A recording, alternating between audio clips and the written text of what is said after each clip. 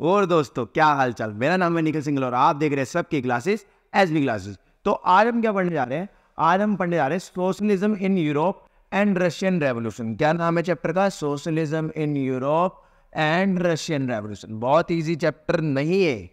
इस बार मैं ये नहीं बोलूँगा कि ये इजी चैप्टर है, ये बहुत थोड़ा टफ चैप्टर है और वो कंपैरिजन में।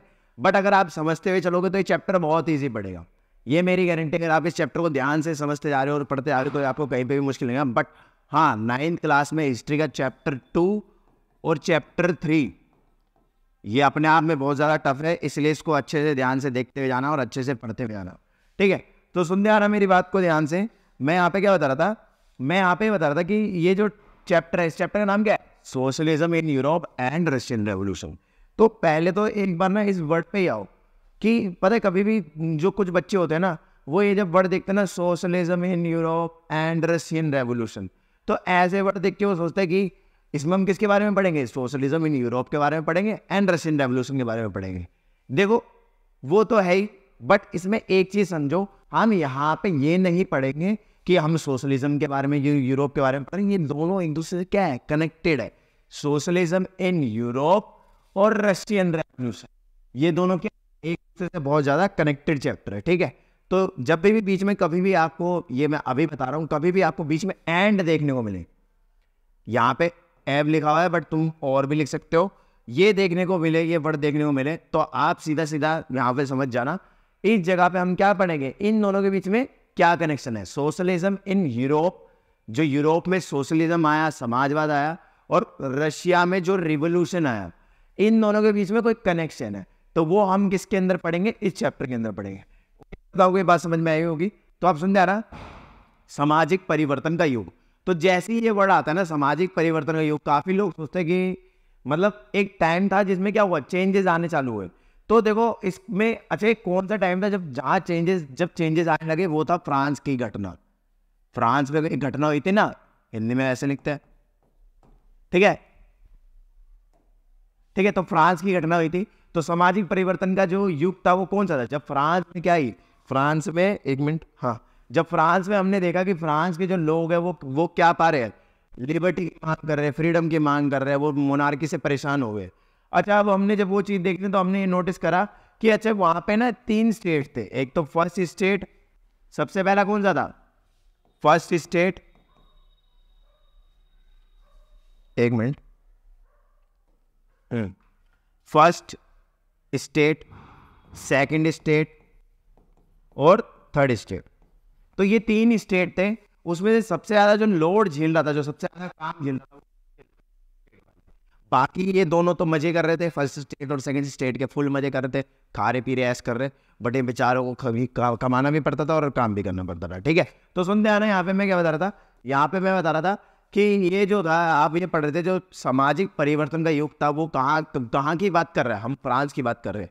अच्छा, ये चीज़ समझते हुए चलो, फ्रांस की घटना को ना आज के टाइम में हर कोई आइडल मानता है, हर कोई।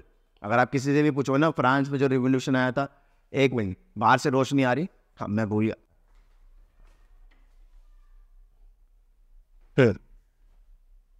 हाँ अब वीडियो में थोड़ा कम फोकस पड़ रहा होगा। हाँ, तो सुनो, मैं यहाँ पे क्या बता रहा, मैं यहाँ पे ये बता रहा था कि जो हम ये पढ़ रहे थे, रिवोल्यूशन पढ़ रहे थे, फ्रांस की जो क्रांति की, फ्रांस की क्रांति के बारे में हमने चैप्टर फर्स्ट में पढ़ा था।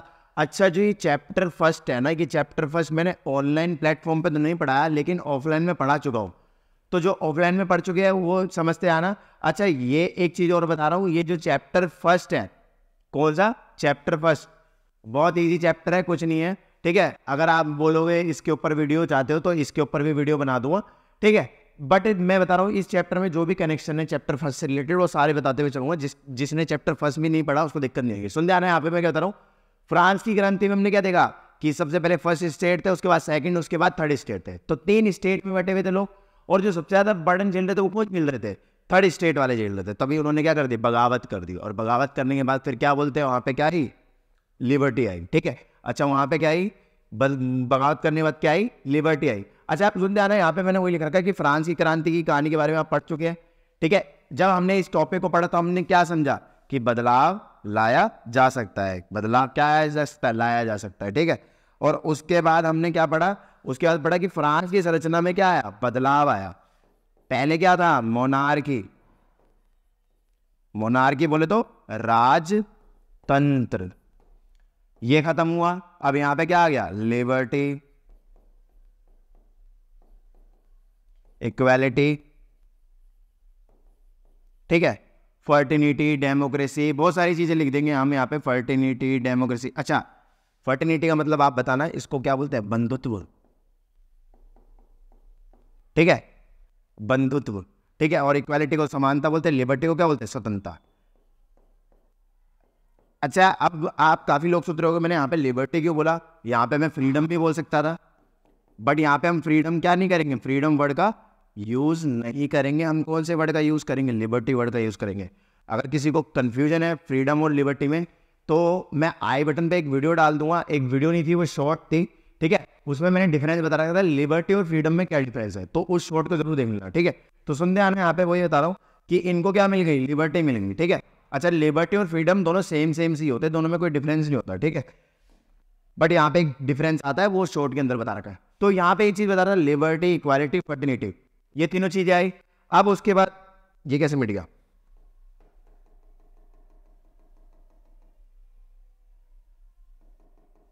छोड़ो, मैं खुद ही कर लूंगा, ठीक है। तो यहाँ पे क्या बता रहा था, मैंने ध्यान भी नहीं दिया, ये मिट गया। तो सुनो, अरे आजा आजा आजा, नहीं बहुत टाइम लग जाएगा इसमें, हाँ, स्वतंत्रता, ठीक है। तो सुनते आना, यहाँ पे क्या बता रहा था, यहाँ पे थोड़ा सा मिट गया है, उसको ठीक कर लेता हूँ मैं।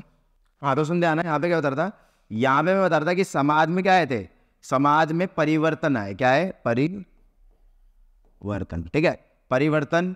जब परिवर्तन आएंगे तो लोगों की क्या होंगी, अलग अलग अलग राय, वेरिड आइडियाज, मतलब डिफरेंट डिफरेंट क्या आ गए, आइडियाज आ गए। अब जब हर किसी के क्या आ गए, अलग अलग आइडियाज आ गए, तो फिर क्या कहीं ना कहीं थोड़ा बहुत डिफरेंस रहेगा। अच्छा, जैसे आज के टाइम में देख रहे हो, इंडिया में भी अलग तरीके के लोग हैं, कुछ लोग चाहते हैं कि हिंदू हिंदू राष्ट्र बना ला, और कुछ लोग चाहते हैं कि वो इंडिया को क्या रखना, सेकुलर स्टेट रखना। तो ये अपनी अपनी राय है।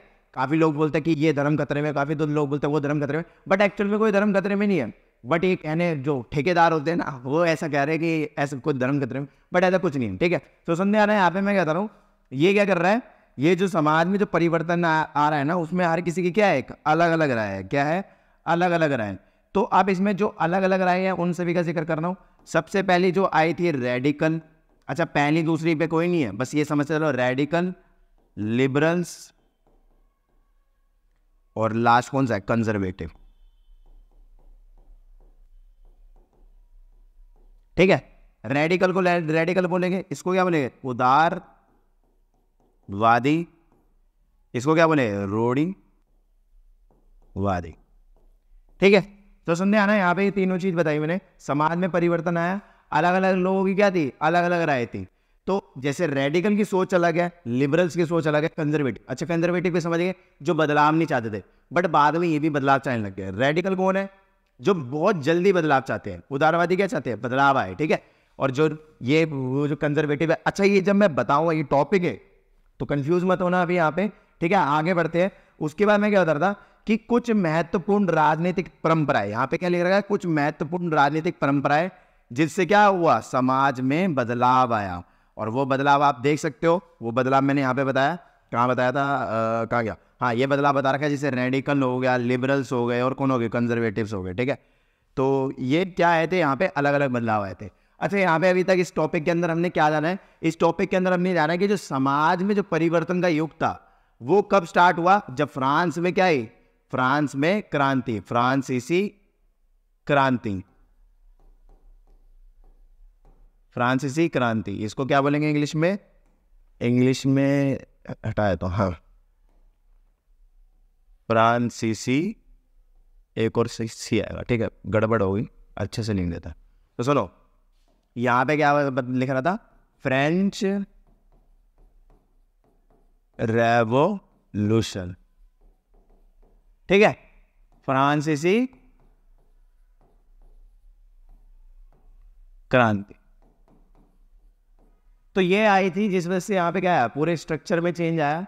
अच्छा, पूरे स्ट्रक्चर में चेंज कैसे आया, फ्रांस की क्रांति आने की वजह से पूरे स्ट्रक्चर में इस वजह से चेंज आया, क्योंकि जो पूरे जो कंट्री थी वो पूरी कंट्री ने जो ये बात करी थी जिसमें लिबर्टी, इक्वालिटी, फर्टिनिटी, ये जब चीज़ें आई सोसाइटी के अंदर आई, तो फिर काफ़ी लोग ये बात समझ चुके थे कि हाँ भाई ये बदलाव क्या हो सकते हैं, लाए जा सकते हैं। वही चीज़ मैंने यहाँ पे लिख रखी है, बदलाव क्या कर सकते हैं, लाए जा सकते हैं।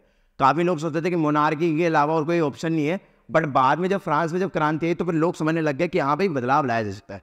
और यहाँ पे हमने क्या पढ़ा है, सामाजिक परिवर्तन का युग। तो सामाजिक परिवर्तन का युग कौन सा था, जब फ्रेंच रेवोल्यूशन आया था। तो उम्मीद करता हूँ आपको ये वाला टॉपिक समझ में आया होगा। अब उसके बाद अगले टॉपिक पे आते हैं। तो अगला टॉपिक क्या था, अगला टॉपिक था उदारवादी, रेडिकल और रूढ़िवादी। देखो अभी हमने पीछे ही पढ़ा है, उदारवादी, रूढ़िवादी और कौन थे यहाँ पे थे ना, रेडिकल। तो इन तीनों के बारे में हमने पीछे ही पढ़ा था कि क्या बोलते हैं, समाज में परिवर्तन आए जब किसी भी चीज में चेंज आती है। पहले के टाइम में लोग, एक लड़का होता था, एक लड़की होती थी। पहले के टाइम में ये चीज देखने को मिलती थी, एक लड़का एक लड़की। बट आज के टाइम में इतनी वैरायटी आ गई है, अब लड़का भी है लड़की भी है, ठीक है। बाकी मैं कुछ गलत नहीं बोल रहा हूँ, आप समझदार हो बाकी, ठीक है। तो सुनते हैं ना यहाँ पे मैं क्या बता रहा हूँ। तो आगे बढ़ते हैं। अब उसके बाद मैं यहाँ पे क्या बता रहा था कि जो उदारवादी है, ये उदारवादी क्या चाहते हैं, सोसाइटी में बदलाव आए। उदारवादी क्या चाहते हैं, सोसाइटी में बदलाव आए।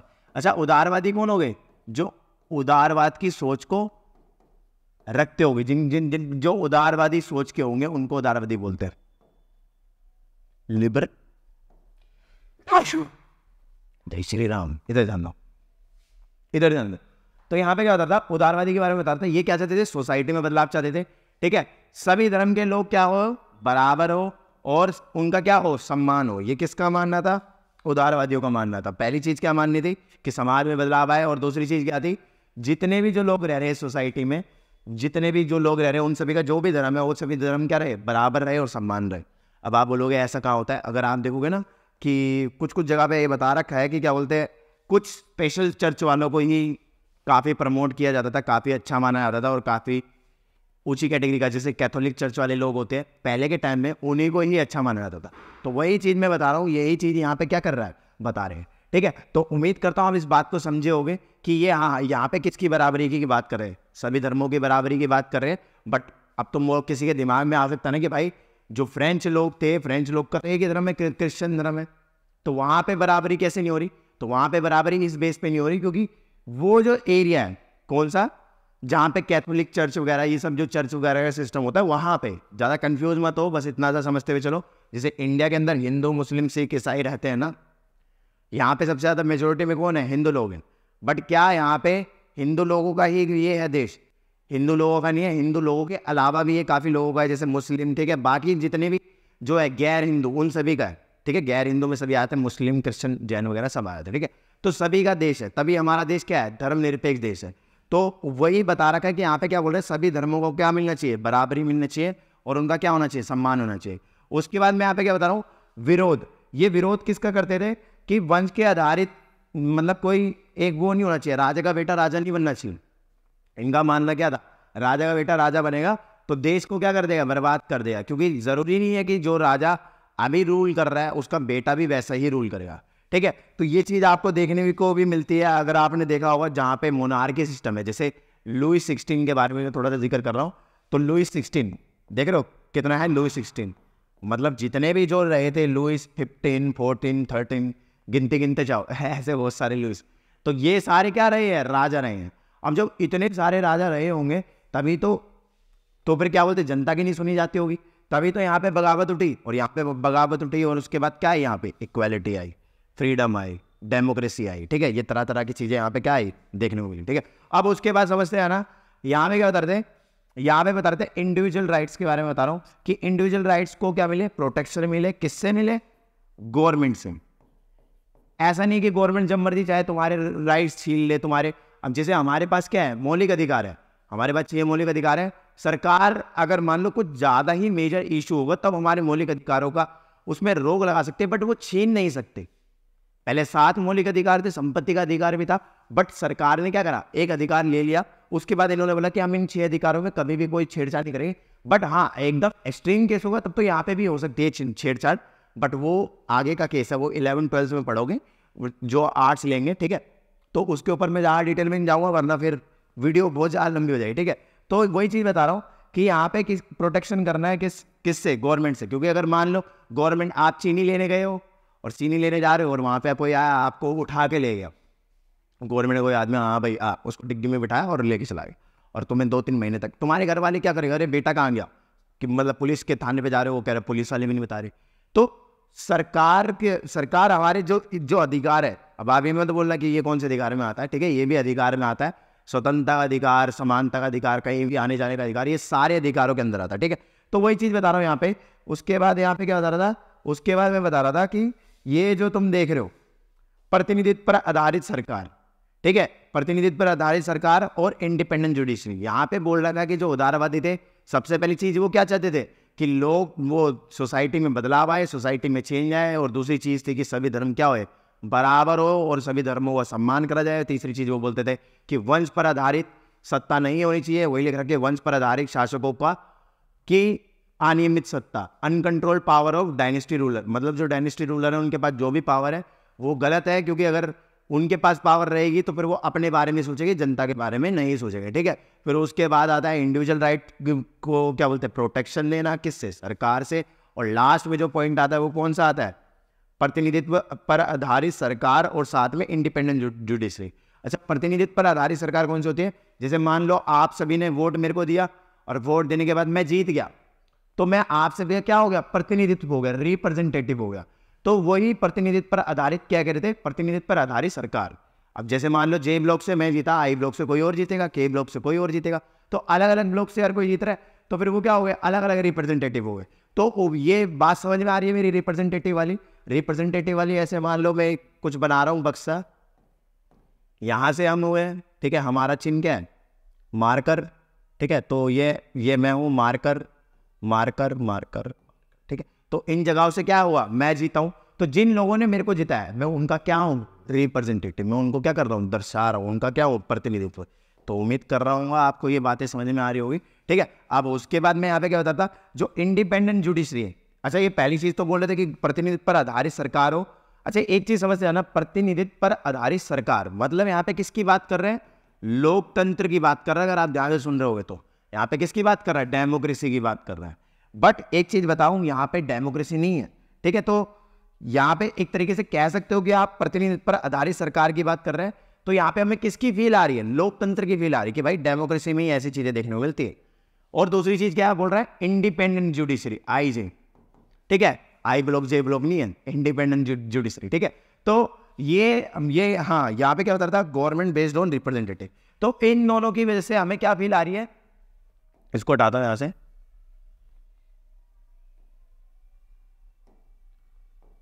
प्रतिनिधि,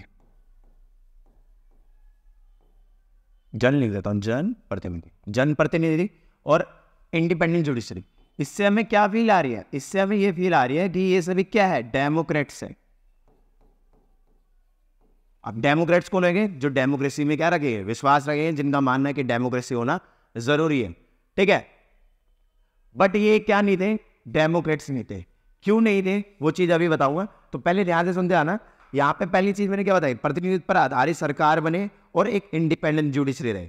अच्छा, ये लोग क्या नहीं थे, डेमोक्रेट्स नहीं थे। डेमोक्रेट्स मतलब जो जनता के द्वारा जो बोलते हैं ना, लोगों के लिए शासन चलाने वाला, डेमोक्रेसी होना जरूरी है। डेमोक्रेसी की वजह से देश में क्या रहता है, संतुलन रहता है। ये तरह तरह की जो बातें मानते हैं, जैसे हमारा भी और आपका भी मानना है कि अगर डेमोक्रेसी रहेगी तो जनता ज्यादा खुश रहेगी। जैसे किंग जोंग का देखोगे, नॉर्थ कोरिया का देखोगे, तो वहाँ के लोग खुश नहीं है। क्यों नहीं है खुश, उसके पीछे कारण यही है कि वहाँ पे डेमोक्रेसी नहीं है। तो हम सभी डेमोक्रेट्स है, कहीं ना कहीं हम सारे ऑलमोस्ट, हमारे एक तरीके से नजरिए से देखो तो हम सभी क्या है, डेमोक्रेट्स है। बट मैं यहाँ पे वो चीज कह रहा हूँ कि यहाँ पे ये जो लोग थे ना, ये क्या कह रहे हैं, प्रतिनिधित्व पर आधारित सरकार और दूसरा इंडिपेंडेंट जुडिशरी। फील आ रही है किसकी, कि ये लोकतंत्र, ये जो लोग हो गए ना, ये लोकतंत्र में भी विश्वास रखते हुए लोकतंत्रवादी हो गए। बट एक्चुअल में ये डेमोक्रेट्स नहीं थे, अरे ठीक है, एक्चुअल में क्या नहीं थे, डेमोक्रेट्स नहीं थे, ठीक है।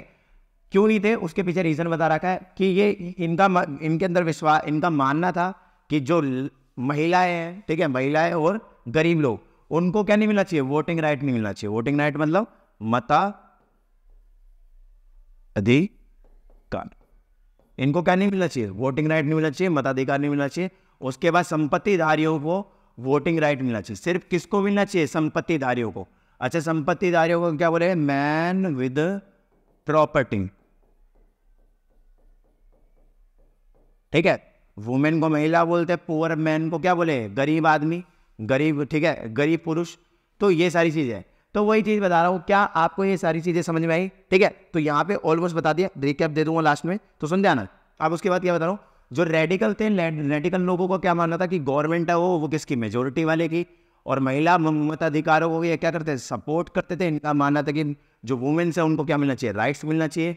ठीक है, ये विशेष अधिकारों के खिलाफ थे। कैसे विशेष अधिकार, जो बड़े जमींदारों और संपन्न उद्योगपतियों को मिलते हैं ना, उन अधिकारों के क्या थे, खिलाफ थे। इनका मानना था कि जो ये पावर है ना, इससे क्या होगा, इससे नुकसान हमें क्या देखने को मिला, संपत्ति का संकेंद्र। ठीक है, इसके अंदर कंफ्यूज मत लो ना, इसका मतलब है कि जो सारी प्रॉपर्टी है वो एक ही जगह पे रहेगी। तो इनका ये मानना था, और कहीं ना कहीं ये बात सच भी है कि अगर एक ही जगह पे प्रॉपर्टी रहेगी तो एक ही बंदे के पास रहेगी। इसलिए इनका मानना था कि इनको प्रिविलेज नहीं मिलने चाहिए। जो भी बड़े बड़े लोग हैं, जो भी बड़े बड़े जमींदार हैं, वो और क्या बोलते हैं, जो भी उद्योगपति, इनसे भी वो क्या नहीं मिलना चाहिए, प्रिविलेज। प्रिविलेज बोले तो विशेष अधिकार नहीं मिलना चाहिए। तो वही सारी चीज़ें इसमें बता रखी है। ठीक है, तो हाँ, संपत्तियों का केंद्र का विरोध। ठीक है, तो मैंने यहाँ पे क्या बताया, मैंने यहाँ पे बताया विशेष अधिकारों के खिलाफ थे, जो किनको मिलते थे, जैसे बड़े अधिकारी और संपन्न उद्योगपतियों को। अच्छा, क्यों खिलाफ थे, क्योंकि इनके पास ये देखते थे संपत्ति एक जगह पे है। अब इनके पास विशेष अधिकार क्या हो गए कि तुम अपनी संपत्ति संभाल के रख सकते हो। जैसे हमारे पास था मौलिक अधिकार 7वां भी था, जिसमें क्या था, संपत्ति का अधिकार। अगर उस मौलिक अधिकार को नहीं हटाते ना, तो आज के टाइम में जो गरीबी देख रहे हो ना, वो बहुत बड़े लेवल पे होती। क्यों होती बड़े लेवल पे, उसको बस इतना सा समझते हुए चलो कि जब इंडिया में उस अधिकार को हटाया गया, तब इंडिया में क्या आया, भूमि सुधार आया, लैंड रिफॉर्म आया। अब जब लैंड रिफॉर्म आया, तो लैंड रिफॉर्म आने की वजह से क्या हुआ, सभी लोगों के पास क्या हुई, जमीन बटी। तो उम्मीद कर रहा हूँ बातों को समझ रहे होगे मेरी, कि इनके विशेष अधिकार कौन से, कि भाई अपनी संपत्ति संभाल के रख सकते हैं वगैरह वगैरह। जैसे मैं इंडिया का एग्जाम्पल लेके देख रहा हूँ, इंडिया में कितने थे, 7 मौलिक अधिकार थे। 7वां क्यों हटा, 7वां कौन सा मौलिक अधिकार था, संपत्ति का अधिकार, राइट टू प्रॉपर्टी। तो वो क्यों हटा, क्योंकि उसको अगर हटाते नहीं ना मौलिक अधिकार में से, तो किसी से संपत्ति ले नहीं सकते थे। तो जैसे ही उसको 7वें मौलिक अधिकार से हटाया, हटाने के बाद उसको क्या बोलते हैं, हाँ, उसको जैसे उसमें से हटाया, 7वें मौलिक, वो क्या बोलते हैं, एक साथ में इतना सारा बोल दिया तो साथ किया। हाँ, तो सुनो, मैं वही बता रहा हूँ कि जब 7 हमारे मौलिक अधिकार थे ना, उन 7 मौलिक अधिकार में से जो 7वां मौलिक अधिकार था, संपत्ति का अधिकार, उसको क्या कर दिया गया, हटा दिया गया। क्यों हटा दिया गया, क्योंकि अगर मान लो वो मौलिक अधिकार में रहता, तो कोई व्यक्ति अगर जो अमीर आदमी है, उसकी जब सरकार जमीन ले रही होती, तो वो यहाँ पे क्या कहता कि भाई तो मेरा मौलिक अधिकार है, तो आप मेरा मौलिक अधिकार मेरे से कैसे छीन सकते हो। तो इसी बेस पे उनसे क्या करा, उनके मौलिक अधिकार में से जो 7वां अधिकार था, संपत्ति का अधिकार, वो छीना गया। और उसको छीनने की वजह से क्या करा गया, भूमि सुधार हुआ। और भूमि सुधार होने की वजह से गरीबी थोड़ी कम हुई। काफ़ी लोगों के पास आज के टाइम में क्या देखने को मिलती है, जमीन। वरना अगर भूमि सुधार नहीं होता ना, तो आज के टाइम में जो इनइक्वालिटी देख रहे हो, किस में, इकोनॉमिकल वे में, अगर जो इनइक्वालिटी देख रहे हो, गरीबी, पैसे के रूप में जो गरीबी देख रहे हो, वो क्या होती है, बहुत ज़्यादा होती है। तो उम्मीद कर रहा हूँ आप इस बात को समझ रहे होगे। ठीक है, अब आगे बढ़ते हैं। आगे मैं क्या बता रहा था कि आगे मैं बताता कंजर्वेटिव्स के बारे में बता रहा। ठीक है, तो अगला कौन सा है, कंजर्वेटिव्स। तो ये जो कंजर्वेटिव्स है, जो रूढ़िवादी है, ठीक है, ये रूढ़िवादी तो पहले तो बदलाव नहीं चाहते थे, 18वीं शताब्दी तक ये बदलाव नहीं चाहते थे। ठीक है, बट 19वीं सेंचुरी आते आते ये बदलाव क्या करने लग गए, मानने लगे इसकी बदलाव होना चाहिए। लेकिन बदलाव क्या होना चाहिए, बदलाव की प्रक्रिया धीमी होनी चाहिए, और हमें अतीत का क्या रखना चाहिए, सम्मान रखना चाहिए। अच्छा, इन्होंने ऐसी बात क्यों कही कि हमें अतीत का सम्मान रखना चाहिए, बहुत सिंपल है, इसको समझना। जैसे रामायण है, क्या रामायण को हम सिर्फ राम भगवान के वजह से ही जानते हैं, तो आप बोलोगे नहीं, इसमें और भी बहुत सारे लोग हैं, विभीषण, ठीक है, और जितने भी लोग हैं, एक सांस में इतना सारा नहीं बोल सकता। विभीषण हो गया, कुंभकर्ण हो गया, रावण हो गया, तो इन सभी की वजह से शूर्पणखा हो गई। ठीक है, तो ये अगर नहीं होते तो फिर क्या बोलते हैं, रामायण नहीं बनती अच्छे से। तो वही चीज बता रहा हूं, इन चीजों की वजह से ही क्या बना है, इन चीजों की वजह से ही क्या बनी है, एक जो रामायण है, रामायण स्टोरी है, जो एक रियलिटी है, उसमें जितने भी कैरेक्टर थे वो सारे मैटर करते हैं। ठीक है, तो वही चीज़ है। और महाभारत में, जैसे एग्जाम्पल दूसरा मैं ले लूँ, महाभारत, ये भी हमारा क्या था, पास्ट। क्या हम पास्ट में महाभारत में कौरवों को बोल सकते हैं, अरे कौरवों की वजह से तो लड़ाई हुई थी, शकुनी को बोल सकते हैं, दुर्योधन को बोल सकते हैं, तो आप बोलोगे नहीं। तो सारे उसके अंदर स्टोरी के अंदर क्या थे, इंपॉर्टेंट थे। तो हमें अतीत का क्या करना चाहिए, सम्मान करना चाहिए। तो हम वही करते हैं। आज के टाइम में अतीत का क्या होता है, सम्मान होता है। आपको पता होगा कि क्या बोलते हैं, जो रावण है, ठीक है, उनकी लंका है श्रीलंका में। ठीक है, तो वही चीज़ है कि उनकी क्या होती है, पूजा होती है, रिस्पेक्ट करते हैं लोग उनकी। तो वही चीज़ यहाँ पे मैं बता रहा हूँ कि हमें अतीत का क्या करना चाहिए, सम्मान करना चाहिए। और ये चीज़, अच्छा मैं इनके ना इस पॉइंट से थोड़ा बहुत सहमत हूँ, लेकिन ठीक है, अब ये नहीं बोल रहा हूँ कि इस वाले पॉइंट से सहमत नहीं हूँ, ठीक है। तो सुन ध्यान, मैं बता रहा हूँ कि इनका ये जो पॉइंट है वो कहीं ना कहीं ठीक है। हमें अपने जो अतीत है, जो हमारा पास्ट है, उसकी क्या करनी चाहिए, रिस्पेक्ट करनी चाहिए, ठीक है। और ये क्या कह रहे थे, बदलाव की प्रक्रिया क्या रहे, धीमी रहे, ठीक है। ये क्या चाहते थे, बदलाव क्यों, बहुत तेजी से हो, बदलाव तीनों ही चाहते थे, बट जो रेडिकल थे वो ज़्यादा तेजी से बदलाव चाहते थे, ठीक है। तो ये इसके अंदर क्या थे, सारे हमने सारी चीज़ें कवर कर ली है। तो सबसे पहली चीज़ मैं, हाँ इसको हटा देता हूँ, साथ छोड़ दिया, ठीक है। तो एक बार आ जाते पीछे। तो सबसे पहले हमने उदारवादी के बारे में जिक्र करा। उदारवादी क्या चाहते हैं, सोसाइटी में बदलाव, सभी धर्म क्या रहे, सम्मान मिले और उनकी बराबरी हो। और ये विरोध करते थे कि डायनेस्टी रूलर के क्या करते थे, विरोध करते थे। इनका मानना था कि अगर एक व्यक्ति के हाथ में क्या रहेगी, पावर रहेगी, तो वो देश का क्या कर सकता है, बेड़ा गर्क कर सकता है, ठीक है। और दूसरी चीज़, ये इंडिविजुअल राइट को प्रोटेक्ट करने की बात करते थे, किससे, सरकार से। और उसके बाद प्रतिनिधित्व पर आधारित सरकार और इंडिपेंडेंट जुडिशरी की मांग करते थे। लेकिन ये डेमोक्रेट्स नहीं थे, क्यों नहीं थे, क्योंकि इनका मानना था वुमेन्स और पुअर मैन को क्या नहीं मिलना चाहिए, वोटिंग राइट नहीं मिलना चाहिए, ठीक है। और संपत्तिधारियों को, जो मैन विद प्रॉपर्टी है, उनको सिर्फ वोटिंग राइट किनको मिलना चाहिए, इन्हीं लोगों को, ठीक है। अब उसके बाद यहाँ पे क्या बता रहा था, अब उसके बाद मैं बता रहा था रेडिकल, जो रेडिकल लोग थे, ये क्या मानते थे, गवर्नमेंट क्या हो, मेजोरिटी वाली हो, ठीक है। और जो वुमेन्स है, ठीक है, ये वुमेन्स मताधिकार को सपोर्ट करते थे। यानी कि आप कह सकते हो कि ये मानते थे कि वुमेन्स को भी क्या मिलना चाहिए, राइट्स मिलना चाहिए। जबकि उदारवादी ऐसा नहीं मानते थे। ये कौन है, रेडिकल। उदारवादी ऐसा नहीं मानते थे कि क्या बोलते हैं, वुमेन्स को राइट मिलना चाहिए और वो गरीब लोगों को, ठीक है। अच्छा, ये बड़े जमींदारों और संपन्न उद्योगपतियों के भी कहीं ना कहीं क्या थे, खिलाफ थे। और लास्ट में क्या बताया कि कंजर्वेटिव बदलाव चाहते थे, फिर बाद में वो क्या कह रहे थे कि बदलाव, ठीक है। तो वही चीज़ है, कंजर्वेटिव बदलाव चाहते थे, फिर बाद में वो बोले थे कि चलो बदलाव आना चाहिए, बट हमें अतीत का सम्मान रखना चाहिए और बदलाव की प्रक्रिया क्या होनी चाहिए, धीमे रखनी चाहिए, ठीक है। तो उम्मीद करता हूँ आपको समझ में आया होगा, और अगर समझ में आया तो वीडियो को लाइक शेयर कमेंट जरूर करो। और जब तक के लिए जानने के लिए जुड़े रहो, बने रहो, देखते रहो एसबी क्लास।